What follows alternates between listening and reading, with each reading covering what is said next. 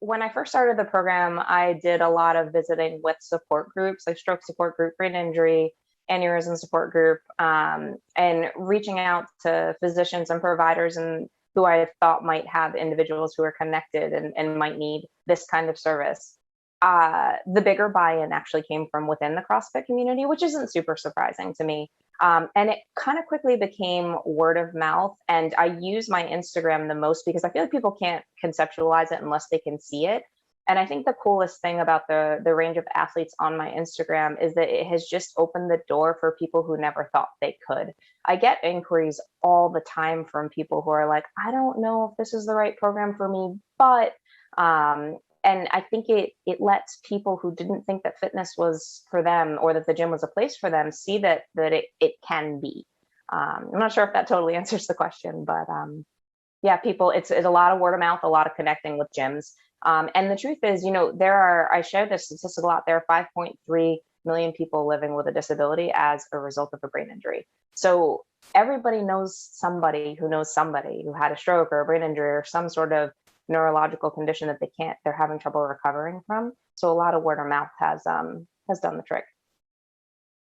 What's the most common brain injury? The most common cause of brain injury is a Cause of fall. brain is a Fall. fall. Yep. Yep. And that, largely impacts our older population and our younger. And then that's followed by car accidents and motor vehicle accidents, high speed kinds of things. And then, after that, there's all range of things, but fall is way up there. So are you finding that most of the people that you work with are previous CrossFitters that have a brain injury or brain injury that find CrossFit? It's a little bit of both. My very first client was a CrossFitter. It had CrossFit kind of running in the family, and that was sort of an easy buy-in. And then I actually have a client in Germany who's a CrossFit coach who had a stroke.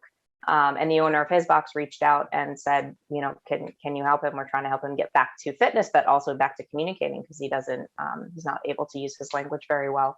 So it's a mix of both. A lot of people coming through the door have no CrossFit experience and don't know much about it. But when you start talking about what functional fitness is and what that can mean for them, it's really powerful. So the average person finds CrossFit and it's super intimidating. We can start anywhere really, but it's usually Yeah. like, hey, it's an air squat, etc. Yeah. How is that different when someone and I assume, correct me if I'm wrong, but there's degrees of brain injury. Yes, Like absolutely. what's very low end? What might that look like?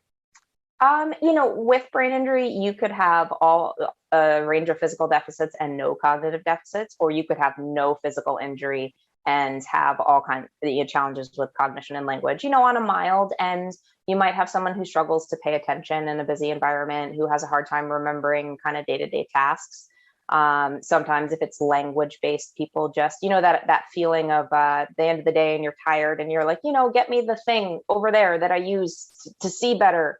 That's word finding difficulty, and folks who have aphasia, which is a language deficit caused by an injury to the brain, struggle with that on a range and a continuum.